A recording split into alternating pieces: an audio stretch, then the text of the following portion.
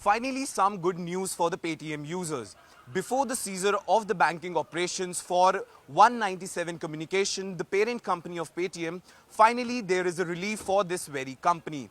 Well, let me put things in perspective for you. The NPCI, the National Payments Corporation of India, has granted Paytm a third-party UPI license, which means now Paytm can be actually used with the third-party banks as a UPI gateway. Let me simplify things for you. For instance, if you are using Paytm services, earlier you were using it via two sources. First, it was connected to one of the banks which Paytm used to provide the banking services, which was actually known as Paytm's bank, or a third-party bank like any other private or public bank.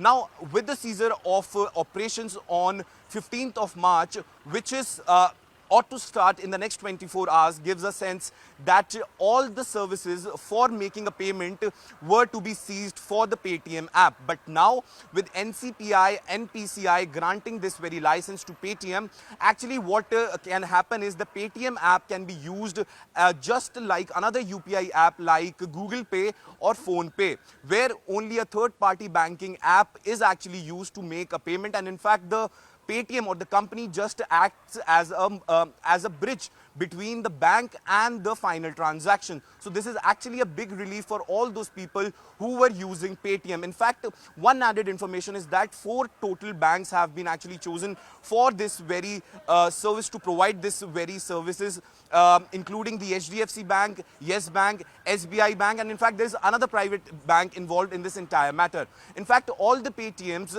all the transactions of Paytm which were actually executed using @Paytm will now be redirected to Yes Bank as a server. So if you are using Paytm with a third-party app, you can still use it after tomorrow as well, which is the 15th of March.